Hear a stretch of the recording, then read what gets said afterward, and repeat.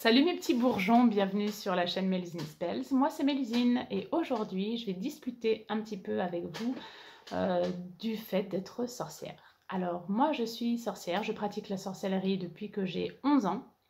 J'ai acheté mon premier livre de sortilège à 11 ans, j'ai commencé à pratiquer, je ne me suis jamais arrêtée jusqu'alors. J'ai toujours emporté mes outils, mes petits hôtels, partout où j'allais, partout où j'ai travaillé, partout où j'ai étudié, j'ai toujours pratiqué.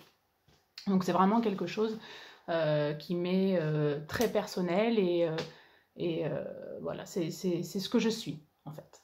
Donc la sorcellerie, c'est une pratique, c'est un art qui ne requiert pas de croyances particulières, qui ne requiert pas de dons particuliers.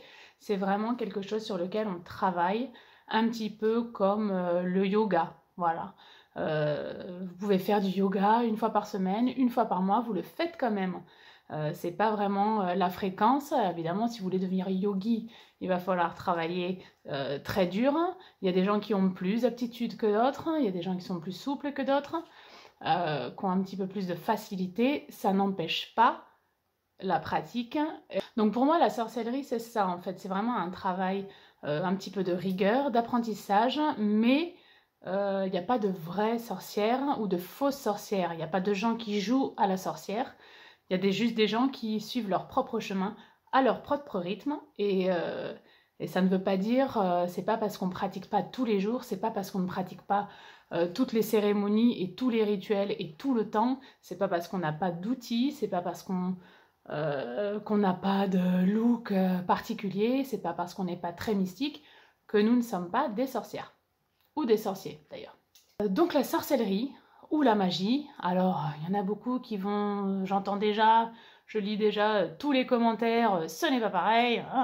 Alors, ok, donc moi je vais vous donner un petit peu mon opinion, ça reste mon opinion, attention, hein, j'accuse personne, je ne blâme personne, chacun son opinion, il n'y a pas de souci, on peut en discuter si vous voulez, mais je vous donne moi mon opinion, d'accord? Alors, dans l'ancien temps, les paysans, pour la plupart, qui pratiquaient la magie, parce que c'était des paysans, il n'y avait pas trop de nobles, alors les nobles ils avaient leur mage, ils avaient leur mage à eux, mais les pratiques les plus régulières, c'était vraiment les paysans, tous ceux qui honoraient les saisons, qui honoraient les anciens dieux, c'était les paysans, donc les pauvres. Alors les pauvres n'avaient pas du tout, ils n'en avaient rien à faire des correspondances des couleurs, des outils. Alors ils faisaient des offrandes et tout ça, ce qu'on fait encore aujourd'hui, hein, mais je veux dire, là, on parle de la sorcellerie dans sa forme la plus simple, c'est-à-dire l'intention personnelle. Donc en fait, il n'y a pas de quoi dire non, tu peux pas faire ça avec telle couleur parce que telle couleur correspond à telle couleur. Il faut que tu utilises une bougie rose parce que faut pas la verte. Bon, alors je vous le dis tout de suite, les sorcières et les sorciers de tout temps en ont jamais rien eu à battre des couleurs, d'accord? Il n'y avait pas de bougie rose, il n'y avait pas de bougie rouge, il n'y avait pas de bougie verte. Il y avait par contre l'intention personnelle. Alors effectivement, il y a des couleurs qui correspondent, mais si vous n'en avez pas, ce n'est pas grave. Il ne faut pas se formaliser. La magie, ce n'est pas une formalité. Il faut vraiment que ça vienne du cœur. Et si vous vous sentez plus confortable avec une bougie verte pour faire un rituel d'amour, il n'y a pas de problème. Parce que si ça fait écho plus pour vous, si pour vous le vert représente plus l'amour que le rose, utilisez du vert.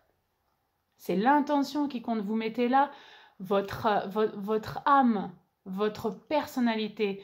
Donc si pour vous le vert fait écho à l'amour, mettez du vert. Surtout ne vous formalisez pas sur les bouquins et les correspondances et tout ce qui va avec. Alors, attention, il y a des choses qu'il faut aussi un petit peu respecter. Par exemple, les phases de la lune. On sait très bien que la pleine lune a une énergie incroyable, une vibration incroyable par rapport à une lune décroissante. On le voit dans la nature. Mais vraiment, bon, alors cette histoire de couleur, cette histoire de correspondance, ça me fait tourner un petit peu en boule, quoi, parce que ça veut dire qu'on catégorise vraiment des gens et on essaye de rendre la pratique de la sorcellerie inaccessible. C'est-à-dire on met des gens dans des boîtes, toi t'es une vraie sorcière parce que tu utilises les vraies couleurs, tu utilises les vrais trucs. Non, ça marche pas du tout comme ça, quoi. La sorcellerie, c'est vraiment quelque chose de naturel, déjà parce qu'on utilise, on demande aux forces de l'univers, donc aux éléments dans la nature, de nous appuyer pour achever quelque chose dans notre vie, dans notre quotidien. Et alors effectivement, il y a des correspondances de couleurs auxquelles le rose c'est pour l'amour, mais c'est pas vraiment une formalité, quoi. Faut pas se formaliser à ce truc-là. C'est vraiment quelque chose de personnel. Voilà, je pense qu'il ne faut pas mettre les gens dans des cases, il ne faut pas se formaliser à la pratique. La sorcellerie, c'est quelque chose de personnel, vraiment. Il y a des fausses informations qui circulent.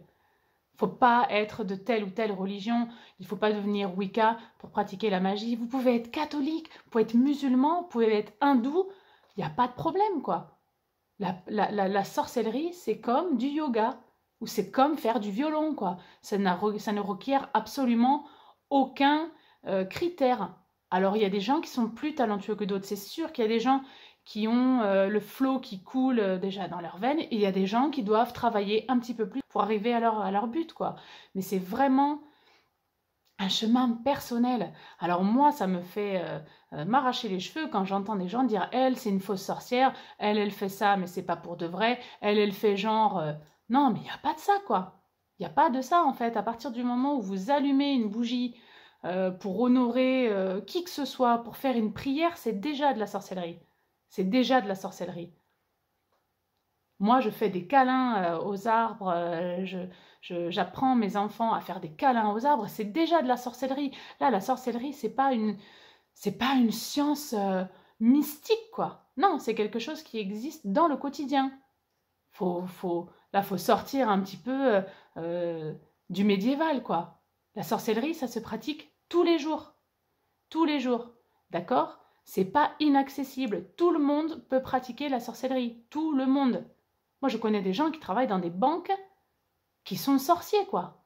Je veux dire, ça ne requiert absolument rien du tout comme critère. Voilà, il faut juste travailler et surtout s'informer. Alors c'est pareil, quand vous avez des bouquins, vous achetez des bouquins, il y a des bouquins qui sont très très bien, il faut en prendre et en laisser. D'accord? Là, il faut vraiment tout adapter. Il n'y a pas de Bible exacte de la sorcellerie, ça n'existe pas. Il n'y a pas de grands messies, de grandes paroles, de grands prophètes de la sorcellerie, ça n'existe pas. La sorcellerie, c'est quelque chose qui vous est propre. D'accord? Il ne faut pas se formaliser et il ne faut surtout pas que les gens arrivent à vous rabaisser, quoi. Si vous entendez quelqu'un dire « Non, ton rituel, c'est n'importe quoi, moi je te conseille de faire comme ça, ça marche », laissez pisser, quoi. Laissez couler. Faites comme vous le sentez. Alors, il faut se renseigner. Attention, les conseils des uns des autres, c'est incroyablement enrichissant, mais à partir du moment où c'est bienveillant. Voilà.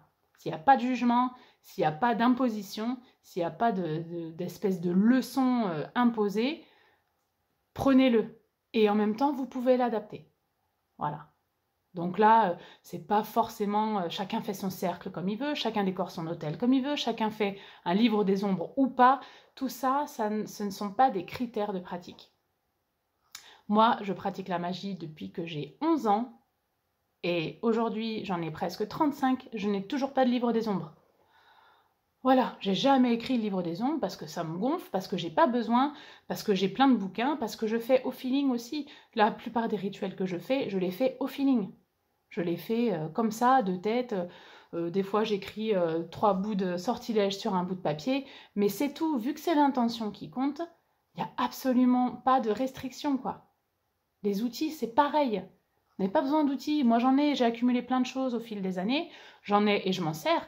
Mais clairement, si un jour je me retrouve dans une forêt sans outils, je peux quand même pratiquer sans mes outils. Il n'y a pas de problème. L'important, c'est ce qu'il y a dans votre cœur, quoi. L'important, c'est l'intention. L'intention, l'émotion. Et il faut connaître deux, trois petites règles, quoi. Alors, les 2-3 petites règles, je vais vous les dire. Donc, il y a la loi du triple retour. Donc, forcément, alors, vous pouvez l'associer à ce que vous voulez. Au karma, vous avez récolté ce que vous avez semé. Alors, ça, de toute façon, c'est une loi universelle, quoi. On récolte toujours ce qu'on sème. Voilà. Alors, dans la sorcellerie, effectivement, on dit que c'est par 3 fois. Je me demande si vraiment il y a quelqu'un qui a compté le triple. Alors, j'ai reçu le triple. Comment tu as évalué ça? Bon, on ne sait pas trop, mais bon, on va dire que c'est une vraie loi. On va dire que c'est quelque chose qui existe parce que c'est une loi universelle, d'accord? Quand vous faites une mauvaise action, vous avez toujours le retour. Voilà. C'est surtout ça qu'il faut se mettre dans la tête. Alors, vous pouvez pratiquer comme vous voulez la magie. Hein. Vous pouvez faire... voilà, vous pouvez envoûter quelqu'un, vous pouvez faire du mal, vous pouvez le faire, bien sûr. Mais vous le faites en pleine conscience. C'est-à-dire vous le faites en pleine conscience de vos actes. Là, c'est votre conscience qui rentre en jeu. Si vous faites du mal à quelqu'un, vous le faites consciemment. Alors, des fois, vous pouvez le faire inconsciemment, mais alors là, il faut un petit peu de jugeote, quoi. Un petit peu de sens commun, hein. Ça va toujours vous revenir. Comme quand vous faites une bonne action, ça vous fait du bien. Et vous voyez que durant la journée ou la semaine, il y a des choses incroyables qui vous arrivent. C'est juste une loi universelle. Vous l'appelez comme vous voulez. Une loi universelle, une loi karmique. Le triple retour, il n'y a pas de problème. Vous faites comme vous voulez. Alors, donc il y a cette petite loi, effectivement. Ensuite, évitez d'invoquer des démons pour vous appuyer, des démons ou des entités pour vous aider. Alors, je dis éviter si vous n'êtes pas expérimenté. Pour les novices, pour les petits bébés sorcières et les petits bébés sorciers qui arrivent un petit peu et qui se sont trouvés un petit peu dans la sorcellerie, mais encore en train de chercher leur voie, ne le faites pas. Il y a des vrais dangers. Voilà, il y a des vraies choses. Si vous êtes lancé dans la sorcellerie, c'est que vous pensez qu'il y a autre chose que ce qu'on voit. D'accord? On rentre un petit peu là dans le spirituel, dans l'ésotérisme et donc dans le paranormal. Alors, moi, j'aime pas trop ce mot paranormal, ça nous met dans une boîte, on n'est pas normaux, mais n'empêche que voilà, on rentre dans une catégorie paranormale. Donc, il va falloir être conscient qu'il y a des choses qui nous dépassent. S'il y a des choses qui nous dépassent et qu'on ne les connaît pas, vaut mieux faire ça très prudemment. Donc, je vous conseille pour les novices d'éviter de faire tourner les tables, d'appeler les esprits, de jouer au Ouija. Je vous en supplie, ne faites pas de Ouija. Ça fait des dégâts incroyables qui durent des années et parfois qui ne se résolvent même pas. Donc, s'il vous plaît, là, il faut vraiment sortir un petit peu du cliché des films, The Craft, tous ces trucs-là, là, faut un petit peu relativiser, un petit peu sens commun. La magie, ça existe. La sorcellerie, c'est sûr que ça existe. Les rituels qu'on fait, il y a des vrais résultats. Des vrais résultats. Et par contre, si vous espérez changer quelqu'un en grenouille ou casser le bras d'une poupée vaudou et vous espérez que vous allez casser le bras à quelqu'un, non, non, non, non, non. Là, non. Vous rentrez pas là-dedans, quoi. D'accord? Je ne sais pas pourquoi vous avez décidé de vous lancer dans la sorcellerie. Vous avez certainement un but. Il faudrait avoir un petit but. Hein, on ne fait pas ça juste comme ça, quoi. D'accord?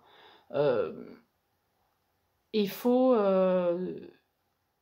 Et en même temps, vous fixez un but ou pas, quoi. Si vous voulez le faire juste pour votre grandissement personnel, vous pouvez le faire. Ça, il n'y a pas de souci. La sorcellerie, ça implique beaucoup de méditation, beaucoup d'introspection aussi. Donc, ça peut vous aider à grandir complètement. Hein. Mais la pratique pour la pratique, bon, pas vraiment d'intérêt. Alors, si vous avez vraiment envie de devenir sorcière ou sorcier, renseignez-vous. Faites-le bien, quoi, en fait. Et parfois, juste par des toutes petites choses, vous faites déjà de la sorcellerie. Vous n'avez pas besoin d'avoir une grande robe de cérémonie, de faire un feu dans votre jardin, et d'avoir une baguette, et d'avoir un chaudron. Bon, tout ça, c'est des outils, quoi. Tout ça, c'est des apparats, en fait. Mais par contre, si vous faites tous les jours, par exemple, petite méditation, vous allumez une bougie, rien que de nettoyer votre maison avec de la sauge, vous faites déjà de la sorcellerie. En fait, la sorcellerie, c'est juste utiliser les éléments que vous avez afin d'atteindre un but. Donc, si le but, c'est de, par exemple, nettoyer votre maison, purifier votre maison, vous brûlez un bâton de sauge, vous le faites déjà. Vous faites déjà de la sorcellerie. D'accord? Quand vous allez à l'église, si vous allez à l'église, que vous allumez un cierge et que vous faites une prière, c'est de la sorcellerie. Là, vous demandez aux forces de l'univers de vous accorder quelque chose. La sorcellerie, c'est ça, là. Donc, quand vous êtes hindou et que vous faites des offrandes à votre Dieu, vous faites déjà de la sorcellerie. On est en plein dedans. Je veux dire, la sorcellerie, ça découle de tout. On parle même de chamanisme, de guérisseurs, de rebouteux.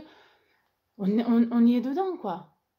De sourciers, tout ça, c'est de la sorcellerie. La sorcellerie, c'est pas un gros mot, c'est pas une insulte. C'est pas le pacte avec le diable. Attention, la sorcellerie n'est pas un don. Il y a des gens qui ont des dons parapsychologiques, il y a des gens qui ont des dons extraordinaires, qui peuvent voir l'avenir, mais tout ça, ça n'a rien à voir avec la sorcellerie. C'est-à-dire que ce n'est pas parce que vous n'avez pas ces dons-là que vous n'êtes pas une sorcière. Attention, il y a des gens qui pratiquent la sorcellerie, qui ne voient pas le futur, qui ne savent pas lire dans les feuilles de thé, qui n'ont aucune connexion avec les entités, qui ne croient pas aux anges. Voilà, là on est vraiment, c'est une science et c'est un art. Donc il n'y a pas de restriction. Il n'y a pas de restriction. Voilà. J'aimerais aussi vous parler un petit peu du regard des autres parce que c'est quelque chose qui me dérange profondément. Je fais partie de pas mal de groupes de cercles de sorciers et sorcières sur les réseaux sociaux et je discute avec pas mal de gens. Il y a quand même un énorme malaise quand il y a des gens qui pratiquent depuis longtemps et qui se sont autoproclamés donc sorciers et sorcières de par leur pratique et leur expérience, que je comprends tout à fait, mais qui rabaissent un petit peu ceux qui débutent. Donc, je pense que ces gens-là ont un ego assez important et pour tous les débutants, pour tous les novices, je vous demande de ne pas les écouter. D'accord? La pratique vous est propre. Ça vient de votre cœur, de votre âme. Donc, c'est très bien de partager des expériences et de demander des conseils, mais surtout, ne prenez rien pour un fait établi. C'est-à-dire que si quelqu'un vient vous voir en disant « ton rituel, ça va pas, tu ne dois pas faire comme ça, tu dois faire comme ça », faites très attention. D'accord? Si ce rituel vous fait écho, si ce rituel a déjà eu des résultats positifs, continuez comme ça. Voilà. Il ne faut surtout pas se laisser embringuer par les pratiques des autres parce que les pratiques des autres ne sont pas forcément adaptées à votre pratique à vous. Il faut faire très attention. Et quand on vous dit arrête de jouer à la sorcière, c'est pas de la vraie sorcellerie, ne les écoutez surtout pas. À partir du moment où ça vient du cœur, vous faites de la sorcellerie. D'accord? Si quand vous décidez de faire du yoga, vous ne faites qu'une seule fois le matin le salut au soleil, et qu'on vous dit tu fais pas du yoga pour de vrai, c'est faux. Vous faites du yoga à votre rythme, à votre cadence, avec vos capacités à faire du yoga, mais vous le faites quand même. Donc personne n'a le droit de vous dire que vous ne faites pas du yoga pour de vrai. D'accord?